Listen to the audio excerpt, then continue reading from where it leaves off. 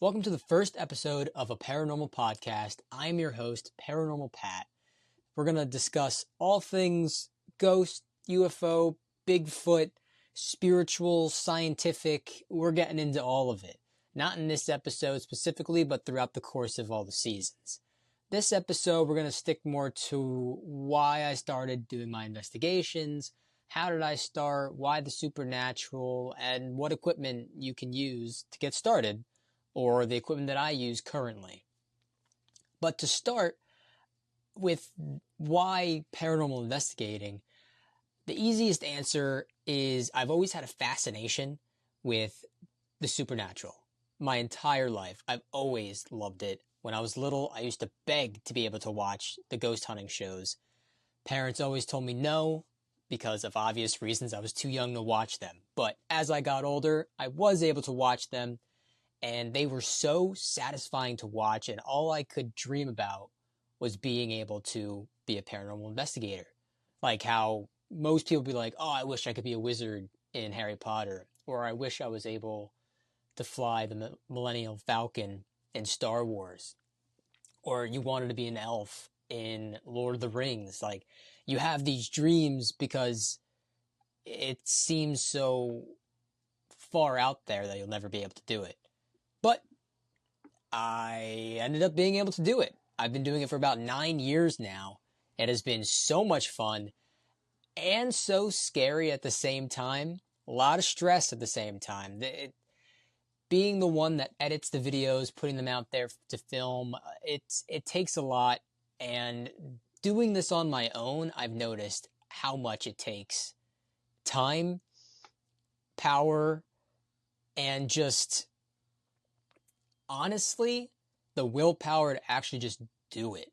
It's hard by yourself. Just go to a location, start filming, go do it. Once I get there, I'm fine.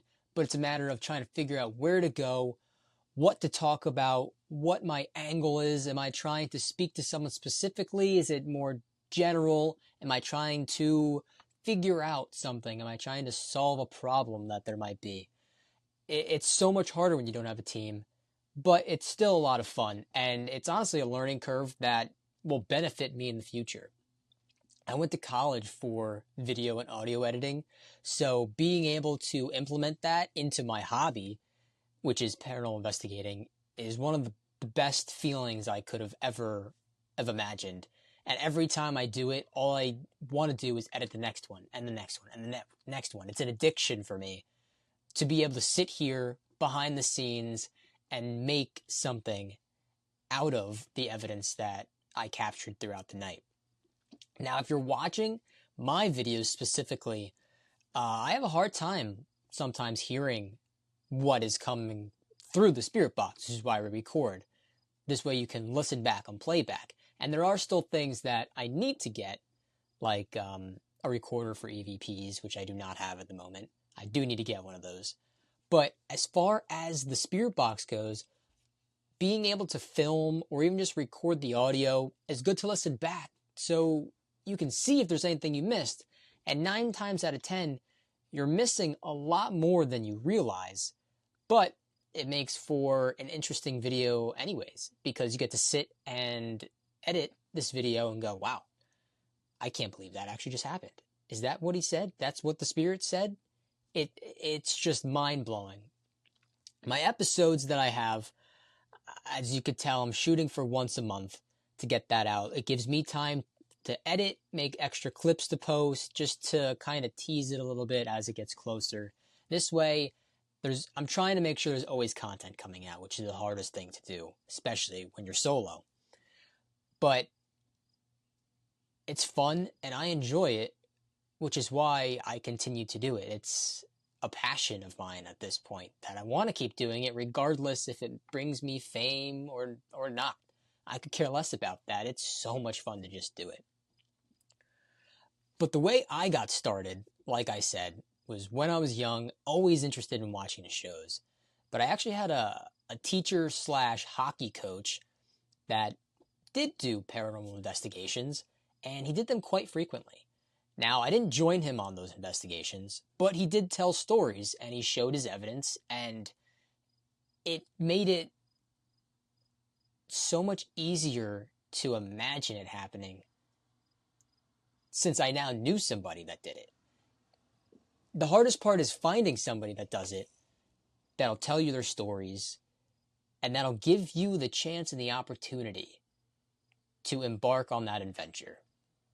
That adventure is something not many people get to come across in their life. And I'm so happy it did, because here I am 8 or 9 years later still doing it. And it's something I'll never be able to let go in my life and until I die. I'm going to be doing it till the day I die. That's just how simple it is. Because there's always something new. There's always other spirits to communicate with. There's always new technology, new methods. And there's nothing like being able to talk to somebody that you can't see, or collecting evidence that only you have and no one else does. It just makes you feel like you're on top of the world, and at the same time, it makes you feel like you're doing a service to these spirits that have passed and nobody can see or hear them. You're giving them a voice, which is phenomenal. But freshman year of high school, I was given the opportunity to join an investigation team, and it led me to where I am now. Still doing it, and still in contact with the group I was a part of. That group is Ghost on the Coast. You can find them on YouTube, Facebook. They're still doing very well, but I'm not there. They're strictly history for the most part. They have a lot of videos that are strictly history now, which that's perfectly okay, because paranormal and history go hand in hand. You can't have one without the other, because there is a history where someone has passed.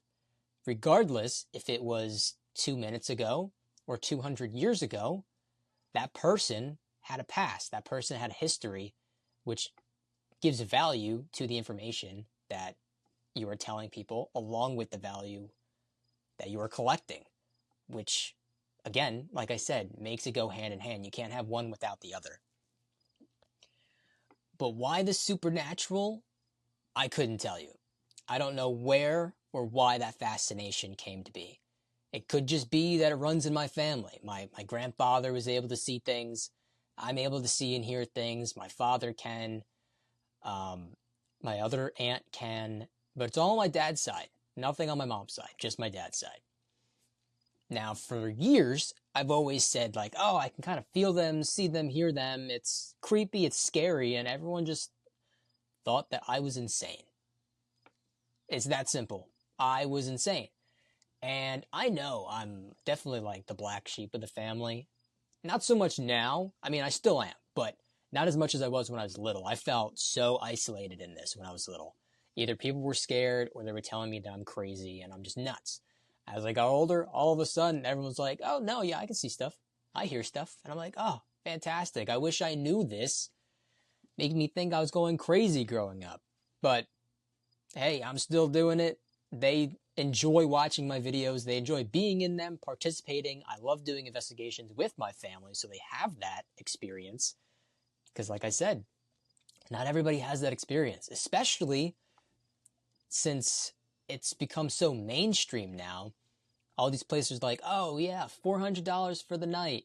You want to join in a group and do like a public investigation? $40 a person, 6 hours, like whatever. It is what it is. Not everybody wants to pay. Not everybody has the money to pay. I'm not going to make my family pay for me to do this with them. It's fun. I get a video out of it and they get an experience that they've never had before, which win-win, honestly, for both of us. So equipment that you can use to even get started with this. All you need is your phone. And honestly, that's about it. You just need your phone. Start by using it to record video. I use Flash just because I don't have any other external light source that I can use. But the flash works great for being able to see things you can't see with your own eye, such as orbs. Your phone also works great for recording things using the audio app or the voice recordings if you're using iPhone. You don't need to spend all this money to be able to get started. If you want to spend a little bit of money, you can. You can always go and buy a K2 meter. They probably run you about $15-ish, maybe up to $20. Depends on the brand and who's selling it. There's tons of them being sold. Laser grids are also great to start with. Something passes over that, you're able to see the shadow that it casts. We've seen some stuff with that every once in a while, but it takes a while to train your eye to see it, because after staring at a bunch of dots for, say, 20 minutes straight, you kind of feel like you're going insane a little bit. So definitely take a break every once in a while. Let your eyes decompress from whatever you've been looking at for the last half an hour. Try it again, because it doesn't always work. It doesn't always happen. It's the thing, everything with life. You can't get it your way every time. Another thing you can buy is a spirit box. Now that runs you definitely a lot more money. That's about $75-ish plus dollars to get that. Sometimes you can get a bundle that comes with a speaker and the K2 meter. It's worth looking into. The SB7 is definitely a fantastic spirit box to get started with. The 7, I believe there's a newer version out of the 7. So I don't really know the difference, honestly, between the newer one and the older one. Maybe just has some more modern parts in it, so it lasts longer. I'm not entirely sure. But the SB11 is the second one that came out, the newest one, and the SB7 is the one that I recommend for starting. It's very simple. Sweep in reverse with the speaker on. Make sure that it's sweeping fast enough that it doesn't stay on a station long enough. This way you're not getting words coming through the radio, because that's what it uses, the radio. But it's sweeping so fast it can't stay on a station long enough to put out sentences. So if you start getting sentences coming across, you know that is the paranormal coming through each individual sweep. Now, the concrete proof behind that, there is no really proof. There is no, in this field, there is no proving the paranormal is real.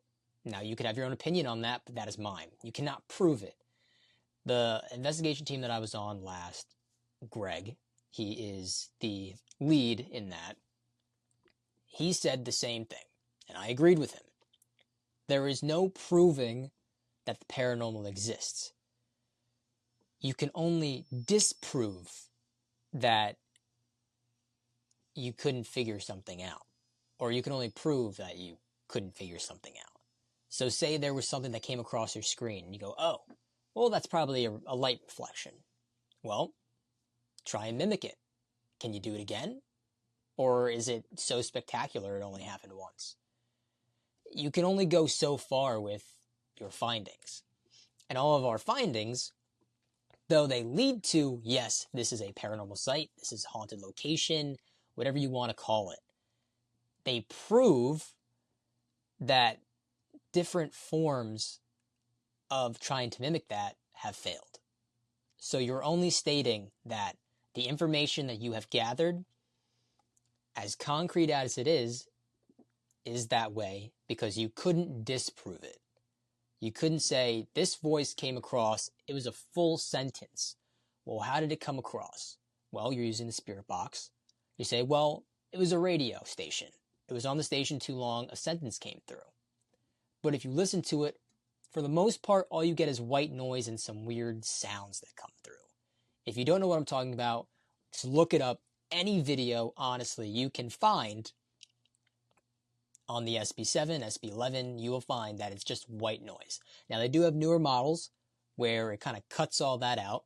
It's just words that come through, which, if you know anything about that, if you're the investigator or the watcher, it's game changer not being able to listen to the white noise the whole time, because it is definitely annoying.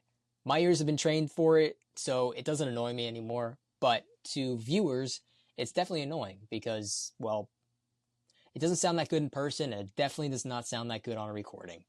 So if you have the opportunity to get one that has noise canceling, definitely look into that. It is more money. But back to proving that. you know, okay, it's sweeping so fast that you're not able to pick out sentences. It's not on a station long enough to pick out sentences. All right. So you have proven that the spirit box doesn't stay on a station long enough. 2, was there somebody else speaking in the room with you? Well, in my case, for the most part, I work alone. So for me to say no one else is there, well, it's the truth. It's just me. There's no one else around. In one of my videos, I did have family around in the house and outside the house, but you don't hear them. The people in the house did not speak the entire time, and the people outside, you couldn't hear them at all. Not to mention, with the spirit box going, you can't really hear anything outside of where you're standing anyways, because it is that loud. Well, it doesn't have to be that loud, but usually you put it up high enough to where you can hear it. So it makes it easier for you to hear, makes it easier for the recording to pick up. It's just how it is. I like it louder. This way, I don't have to try very hard with editing to raise volumes to see, all right, can I hear this? But K2 meter, spirit box, and I guess a speaker for the spirit box, because the speaker on it is not that good. It is not good. Buy your own, plug it in. It's 10 times better than what you need. But like I said, equipment-wise, your cell phone is the major component and really 90% of what you need. Spirit box, you can splurge a little bit for that. A K2 meter, which very cheap, you can get it on Amazon. And its purpose is not for ghost hunting. Its purpose is to find electrical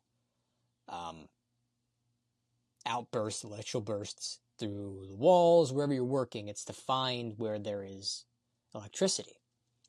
So using that outside, say, in the middle of the woods, and it starts going crazy, well, it's pretty compelling that there's no electricity around you. You're in the woods. So getting a reading there is like top tier. Something is around you that you cannot see. Doing it in a house, you have to check beforehand. Is it going to go off when you walk into a room? If I get too close to the light fixture, does it go off? So test all of that out before you start. My equipment that I have the SB11, which I do enjoy using. I do think I enjoy the 7 a little bit more just because it's easier to hold in your hand. The 11 is quite large. I have an Ovilus 5, which is their newest Ovilus. It's more digital and it's a lot smaller. I still think the 3 works a little bit better, but as far as the dictionary mode, which is where it says words, it's a lot bigger of a library in the 5 than it is the 3.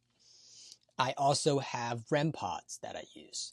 Now those you have to be like, at least mine, I have the sensitivity down pretty low, so you have to be almost right on top of it in order for it to go off. Other than that, if you have it pretty high, I'm not sure how close you need to be, but I like it low. This way, if somebody walks by it, the likelihood of it going off is practically zero. Something almost needs to touch it in order for it to go off. That's how I like it. That's how I can prove that something is, in fact, close by, and it's not just picking up whatever around. I also have a tracer wire or a trap wire. There's multiple names for it. I have yet to get any evidence with it. Unfortunately, I wish I could get more. Basically what it does, you put it down on the ground and it has this little light that bounces back and forth. It's basically scanning the whole time. And that light to me is telling me it's like testing itself, that, oh, everything works back and forth, it's good. Now, if a person goes up to it, you put your hand over it, the lights turn red. And actually, if you go back and forth, it'll show you direction at which it's moving. So if I'm on the left and I go right, the lights will start on the left and follow me right, and vice versa, right to left. Now, apparently, if a spirit crosses over that strip, the lights turn purple and it'll also give you the direction. Now, I've never seen it turn purple. I've only ever seen it turn red. Red being because somebody crossed over it or I was testing to make sure it works. I've never gotten evidence on it. Unfortunately, hopefully somebody at some point will or has, because I'd love to see it actually work since I haven't. On top of that, I have some trail cameras that I like to set up. This is probably a newer form of evidence that people can capture. You don't see it very often. A lot of people set up their night vision cameras. They have still cams around, and that's how they get their evidence. Well, I don't have the budget to have a whole studio to follow me around, along with a plethora of cameras and wires and batteries to set up in every single room to hopefully capture something. So I use the trail cameras. I got a 2-pack, and this way I can have 2 different spots in the house. I've also noticed with that, it is great when you are in the room as well, which sounds kind of redundant just because what's the point of using that if you're going to be in the room setting it off? Well, it actually helped me on one of my investigations where I thought it was saying, the spirit was saying, I want to hurt you, or I'm going to hurt you. And I heard that in post-production, editing it. And that creeped me out. I went, oh, great. I was in a spot where somebody committed suicide in that room, and they're saying, I'm going to hurt you. Perfect. Just what I need to hear. Well, upon further review, pulling up the trail cam footage, I was able to figure out where it was in it. And the audio was so much clearer on that, thankfully. Because in that, you can crystal clear hear, I don't want to hurt you, which is a completely different response, completely different vibe to it. One of them, you're scared. The other one, you're saying, oh, perfect, this is great. This is what I need to hear. Because obviously you don't want to hear somebody on the other side saying, oh, I want to hurt you. That's not really the goal. And especially when I'm investigating, that is not my goal, is to intimidate or torment or just anger any spirits. I don't want to do that. That's not my purpose. My purpose is to give them a voice, to create content that is enjoyable, that doesn't show the paranormal as this demonic, evil, always after you kind of Hollywood style. Because that's not how it is. And the Hollywood style, and even the way I edit, is not how it is. There's a lot of downtime, a lot of me just watching my video and going, all right, for this next 10 minutes, there's nothing. For this next 45 minutes, there's nothing. And sometimes it's like that. It's not always active. It's not when the sun goes down, the spirits become this party animal out and about and causing noise and chaos. Could it? Absolutely. It could be. But that's not really how it is. Doing these investigations for years, there's days you go in and it's active from start to finish. Sometimes it's active a little bit more towards the end, maybe at the beginning. Sometimes it's dead the entire time. And it just feels like a waste of time. And it might be, especially when you're trying to make a video. It feels like a waste of time. But it really does help you out. And it definitely allows you to learn patience. Because everyone's like, oh, it takes patience to fish. Indeed it does. Ghost hunting and fishing, honestly, a lot alike. You could be sitting there for hours and not get a single bite on your bait. Same thing with investigating. You'd be sitting there for hours using every single piece of technology and theory you're trying to prove or disprove and get absolutely nothing. It's just how it is. I didn't make up the rules, but think of it this way. These spirits, most of these spirits, if not almost all spirits, I'm not saying 100% because I don't know. They were living at one point. They were human beings. If somebody came into your house with all this random crap, trying to communicate with you, trying to talk to you, you're just relaxing, enjoying your casual Thursday, you'd be like, who the hell are these people? And be pretty upset and want them to leave. It's the same thing with speaking with spirits. They were a person. You are coming and entering their personal space. And now you're demanding, speak to me. Talk to me. What's your name? Where do you live? Where'd you come from? How'd you get here? Like, if somebody did that to me, I'd be like, get away. Who are you? Why are you doing this? Like, I didn't ask for this. Get out of my house. So you really got to take it with a grain of salt sometimes and realize who you're speaking with. Just because their body has moved on and has died, their spirit necessarily has not. They could still be here. That whole unfinished business scenario could be very true. They could have unfinished business, or they might just not have been able to move on yet. It's not always, well, they got unfinished business, they've got to see so-and-so die, or they need to know, or they have to tell somebody that they love X, Y, and Z, and they left this here, and it's not always that. Sometimes they are just stuck and they cannot find their way, which is nice. You give them a little talk, they talk to you, hopefully you can help them. Maybe that gives them a little more courage to be like, somebody can hear me. Somebody hears me and wants to help. And that's what I'm here for. I want to try and bring both scientific and the spiritual aspect into this, which I know is going to be challenging, but I'm going to try my best. I'm working up, I don't want to say the courage, but I'm working up enough knowledge and experience to be able to combine the two and make it so they're inseparable. Because I want to be able to go in and feel and hear and see and not always have to use my scientific technology to figure out who's here, why they're here, what they want, what can I do. Because as much as the evidence of that is fantastic, it doesn't feel the same as being able to know, just to know the answers already. Like you go in knowing, all right, something's off, someone's not happy, you know that. And then to get confirmation with the evidence of the scientific method of using the spirit box, K2, Ovulus, REM pod, all of that is the scientific form. So to be able to balance and use both, that's the goal in this. I hope you enjoyed the first episode of a paranormal podcast with your host, Paranormal Pat. You can catch all of my videos probably the third Saturday of every month. These, I'm not sure on where I'm going to stand with this, if it's going to be once a month, twice a month.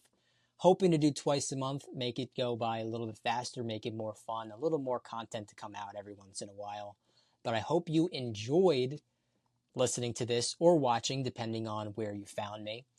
And I hope to see you in the next episode, which will technically be episode 1. So in that, I will talk more about my first location and locations in general that I have been to over the last 8 to 9 years. So until next time, stay spooky.